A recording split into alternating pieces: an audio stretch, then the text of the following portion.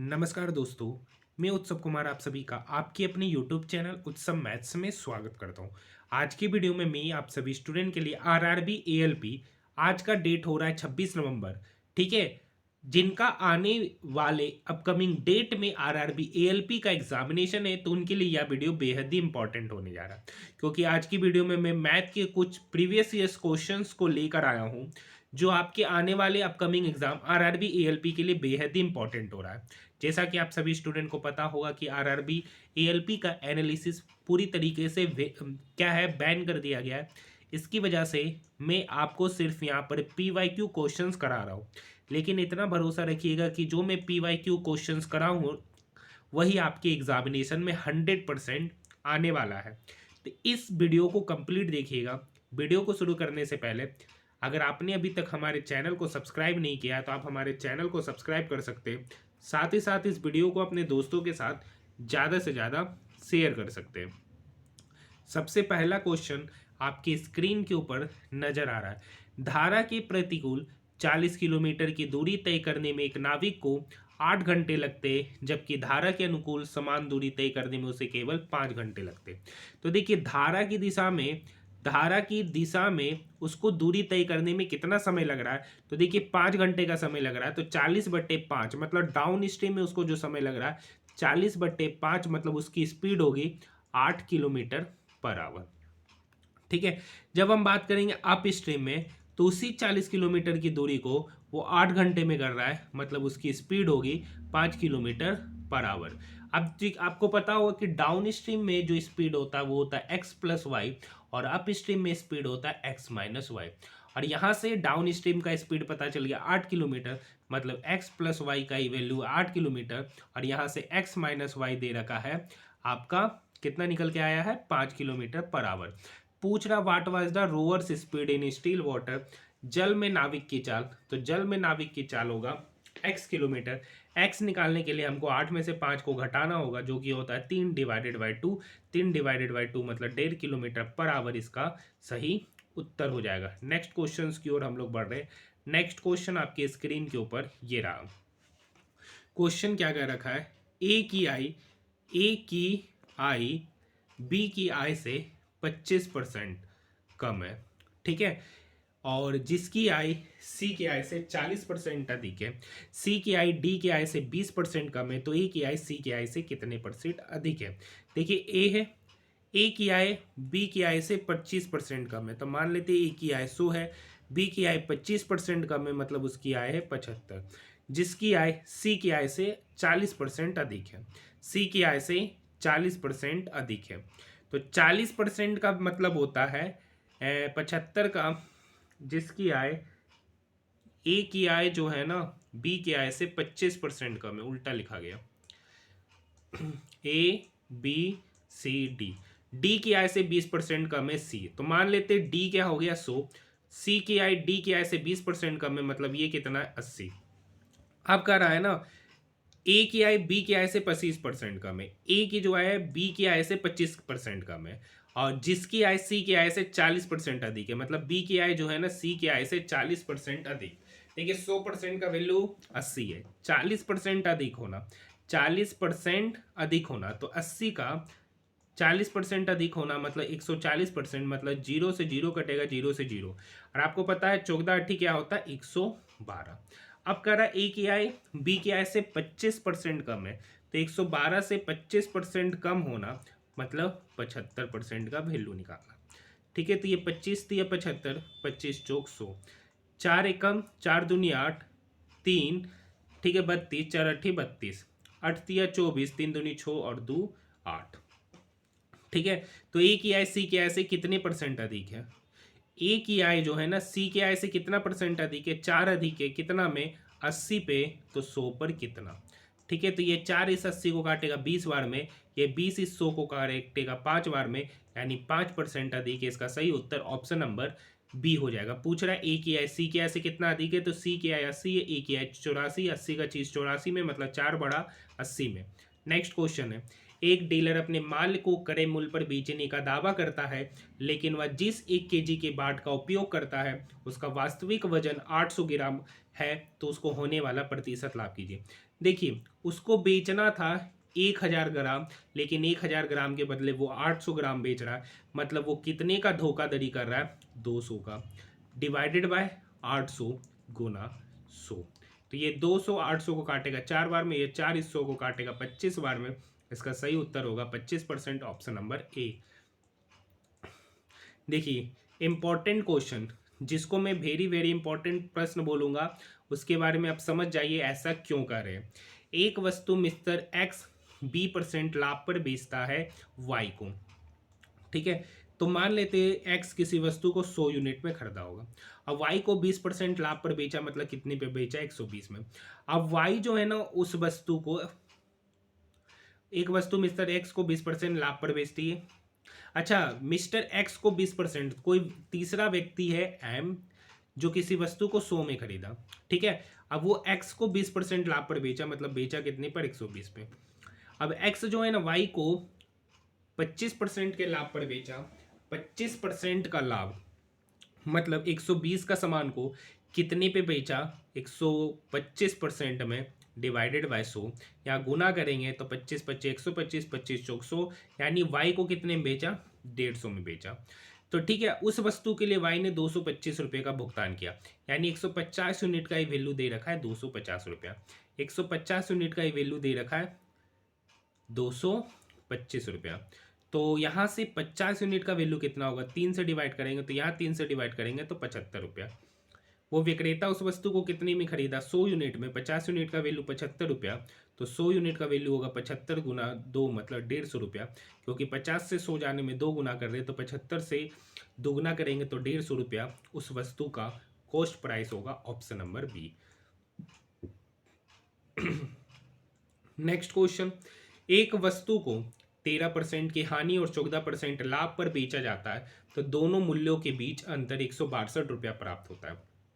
यानी 100 रुपये का सामान था, 13% हानि पर बेचना मतलब 87 पे बेचना। अब कह रहा 14% लाभ पर बेचना मतलब 114 पे बेचना। दोनों के मूल्यों के बीच अंतर 162 है। यहाँ अंतर कितना है, तो 114 माइनस 87, तो 14 में से 7 गया 7, 10 में से 8 गया 2, तो 27 यूनिट का ही वैल्यू यहाँ दे रखा है 162, तो एक यूनिट का वैल्यू कितना होगा 6, क्योंकि 27 से 162 कटेगा 6 बार में। यहाँ पे क्रय मूल्य मान ली है 100, तो एक यूनिट का वैल्यू 6, तो 100 यूनिट का वैल्यू कितना होगा 600 रुपया। ऑप्शन की बात करेंगे तो ऑप्शन नंबर सी। देखिए ये सारे के सारे प्रश्न आपके लिए काफ़ी इंपॉर्टेंट प्रश्न है। क्यों कह रहे आप समझते हैं। 20 28 36 और 48 कह रहा वह संख्या ज्ञात कीजिए जिसे 5824 से घटाए जाने पर प्राप्त संख्या 20 28 36 और 48 से पूर्णतः विभाज्य हो। 20 का 5 गुना 4 होता है, 28 की बात करेंगे तो 7 गुना 4, 36 की बात करेंगे तो 9 गुना 4, और 48 की बात करेंगे तो 4 गुना 4 गुना 3। एलसीएम लेंगे तो 4 गुना 5 गुना 9 गुना 4 गुना 3 हो जाएगा। नहीं 3 नहीं होगा, ठीक है। तो यहाँ से हो गया 5 20 और एक और नंबर आएगा 7, ठीक है। 9 सत्ती 63, 63 गुना 8, 38 24 का 4, बाकी 2 8 6 48 49 50, मतलब एलसीएम निकल के आएगा 5040। 20 28 36 और 48 का एलसीएम होगा 5040। अब कह रहा 5824 में क्या घटा है कि वो संख्या इससे विभाज्य हो जाना चाहिए, तो 5040 से डिवाइड करते हैं, तो 5040 से एक बार में लगेगा 4, 12 में से 8 गया 4 7, मतलब 5824 में अगर हम 784 घटा देते हैं तो जो संख्या हमको मिलेगा वो संख्या 20 28 36 और 48 से पूर्णतः विभाज्य होगा। इसका सही उत्तर ऑप्शन नंबर 2 कर रखा है। नेक्स्ट क्वेश्चन, यदि किसी मूलधन पर 8 वर्ष का साधारण ब्याज मूलधन का 40% है, मतलब 8 वर्ष में ब्याज कितना हो रहा है 40%, ठीक है। तो 100% होने में कितना समय लगेगा, 100% होने में कितना समय लगेगा, तो 8 वर्ष में हो रहा है 40%, 40 का 100 कितना गुना है, तो 2.5 गुना है, तो 8 का 2.5 गुना क्या होगा, तो 8 का 2.5 गुना होगा 20 वर्ष, 8 का 2.5 गुना होगा 20 वर्ष, यानी इस क्वेश्चन का सही उत्तर ऑप्शन नंबर 2 विदाउट पेन बनने वाला क्वेश्चन था। नेक्स्ट क्वेश्चन भी उसी टाइप की है। 5 अंकों की वह बड़ी से बड़ी संख्या ज्ञात कीजिए जो 12 22 42 और 55 से पूर्णतः विभाज्य होगा। तो कुछ नहीं करना, 12 22 42 और 55 का हमको निकालेंगे एलसीएम पहले की तरह। जो एलसीएम निकल के आएगा उसको 5 अंकों की जो सबसे बड़ी संख्या है उससे डिवाइड कर दीजिएगा, जो रिमाइंडर आएगा उस रिमाइंडर को इससे घटा दीजिएगा, तो आंसर आपका निकल के आ जाएगा ऑप्शन नंबर 2। देखिए ये क्वेश्चन को कैसे बनाएंगे। यहाँ पे देखिए 1/3, तो 1/3 का मतलब होता है 1/3। ये 3 ऊपर जाएगा तो 5 गुना 3 हो जाएगा 15। तो यहाँ पर डिवाइड का साइन है तो ये पूरा का पूरा टर्म हो जाएगा 1/15। तो यानी 4/1/15, फिर ये 15 यहाँ जाएगा तो 4 गुना 15 बनेगा। तो 4 गुना 15 मतलब ये पूरा का पूरा टर्म खत्म होके यहाँ 60 हो जाएगा। यहाँ हो गया 1/60, 1/60 जो 5 के तरफ जाएगा तो बन जाएगा 240/5 गुना 60। जीरो से जीरो कटेगा, ये 6 इस 24 को काटेगा 4 बार में, यानी इसका उत्तर निकल के आ जाएगा 4/5। ऑप्शन की बात करेंगे तो ऑप्शन नंबर 3। नेक्स्ट क्वेश्चन, दो संख्याओं के लघुत्तम समावर्तक और गुणनफल और एचसीएफ का गुणनफल 24 है। आपको पता होगा कि एचसीएफ गुना एलसीएम जो होता है ना वो बराबर होता है फर्स्ट संख्या इनटू सेकेंड संख्या। पूछ रहा है संख्याएं ज्ञात कीजिए, संख्याएं ज्ञात कीजिए। तो देखिए जो संख्या होगा उस दो संख्या का गुणनफल 24 के ही बराबर होगा, क्योंकि यहाँ पर समझ रहे जो एचसीएफ गुना एलसीएम का प्रोडक्ट निकल के आएगा वो फर्स्ट गुना सेकेंड संख्या का प्रोडक्ट होगा। तो यहाँ पर इसका अगर आप मल्टीप्लिकेशन कीजिएगा तो ये 48 है, इसका मल्टीप्लिकेशन कीजिएगा तो ये 8 है, इसका मल्टीप्लिकेशन कीजिएगा तो 24 है, इसका मल्टीप्लिकेशन कीजिएगा तो 8। बोल रहा उसका गुणनफल 24 होगा, तो उसका गुणनफल 24 एक ही ऑप्शन है, ऑप्शन नंबर 3 विदाउट पेन, या ये विद ऑप्शन बनने वाला है, ये ऑप्शन से बनने वाला क्वेश्चन था। नेक्स्ट क्वेश्चन है, नेक्स्ट क्वेश्चन क्या कर रखा है, एक मीनार के शीर्ष का उन्नयन कोण 30 डिग्री है। ठीक है, एक मीनार है जिसके शीर्ष का उन्नयन कोण 30 डिग्री है और मीनार की ओर 20 मीटर जाते हैं, मतलब यहाँ पहुंचते तब उन्नयन कोण हो जाता है 60 डिग्री। तो पूछ रहा है मीनार की ऊंचाई, मीनार की ऊंचाई मतलब यहाँ से यहाँ ये दे रखा है 20 मीटर।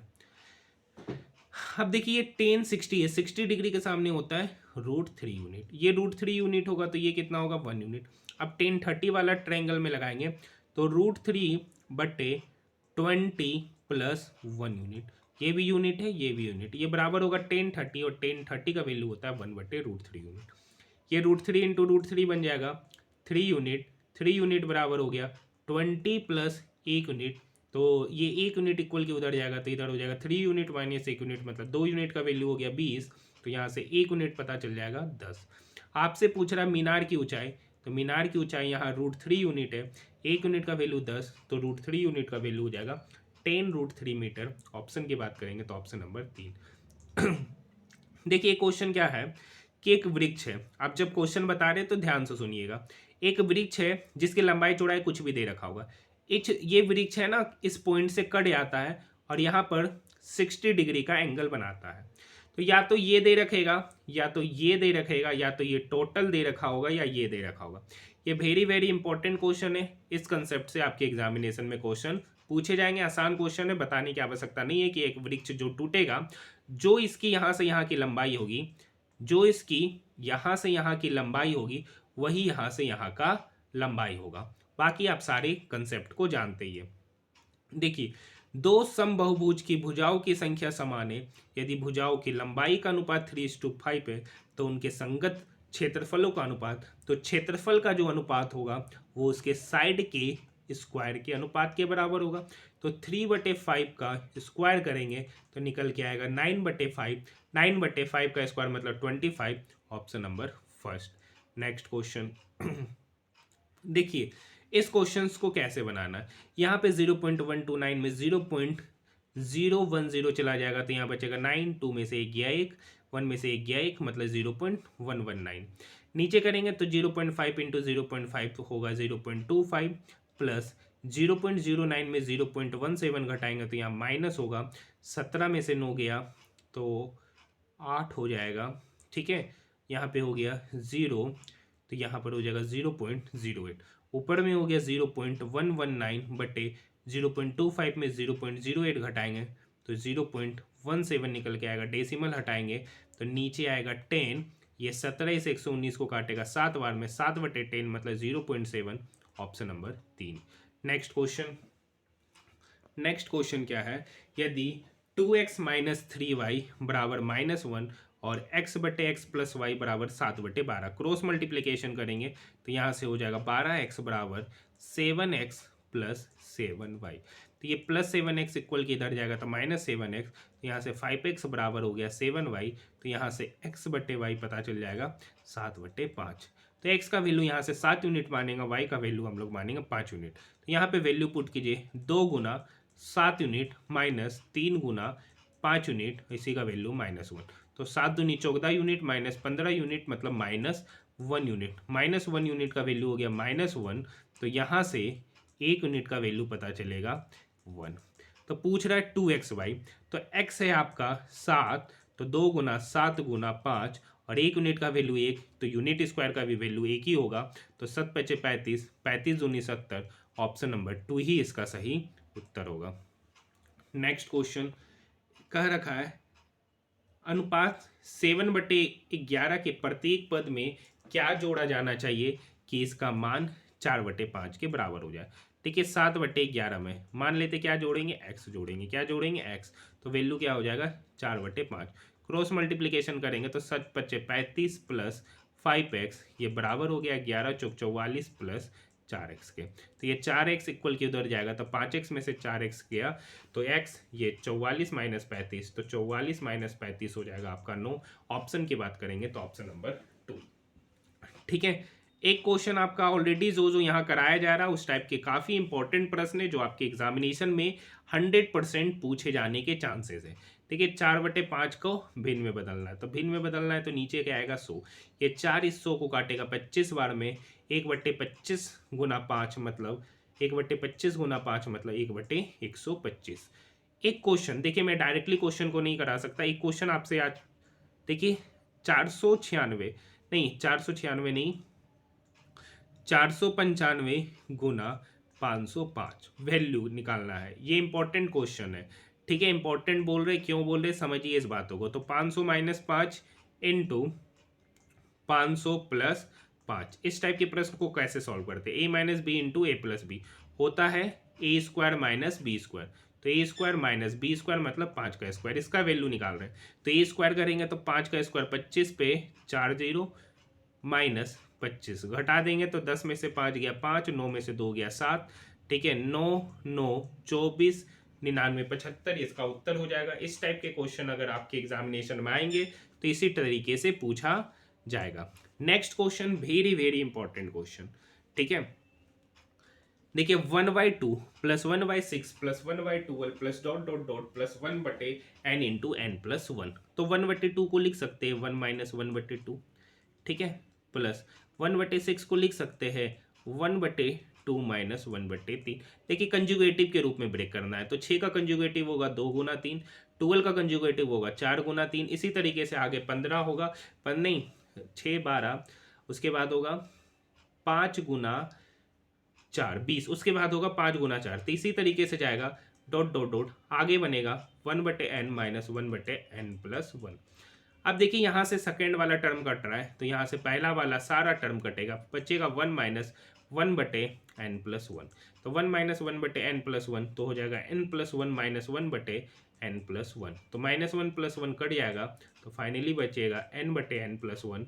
ऑप्शन की बात करेंगे तो ऑप्शन आपका ऑप्शन नंबर 4 है। देखिए माध्य का एक क्वेश्चन है कि एकदम मान लीजिए सिंपल सा डाटा है 79 90 80 85 इस तरीके से 9 प्रेक्षण दे रखा है। ठीक है, तो उसका माध्य निकालना रहेगा तो टोटल का सम कर लीजिएगा और 9 से क्या कर लीजिएगा डिवाइड कर लीजिएगा। ये भी आपका वेरी वेरी इंपॉर्टेंट प्रश्न है। बहुलक वाले प्रश्न, तो बहुलक के बारे में आपको पता है कि बहुलक में डाटा क्या होता है रिपीट हो जाता है, जो सबसे ज़्यादा बार रिपीट होगा वही उस क्वेश्चन के लिए उसका बहुलक होगा। तो आप समझ चुके होंगे कि मैं कहना क्या चाहता हूँ और बाकी सब बताने की आवश्यकता नहीं है, समझदार के लिए सारा ही काफ़ी है। अगर आपको वीडियो पसंद आया होगा तो आप हमारे चैनल को जरूर सब्सक्राइब कीजिएगा, साथ ही साथ इस वीडियो को अपने दोस्तों के साथ शेयर जरूर कीजिएगा और ये वीडियो आपके लिए काफ़ी कारगर होगा जिनका ALP का एग्जामिनेशन बचा हुआ है।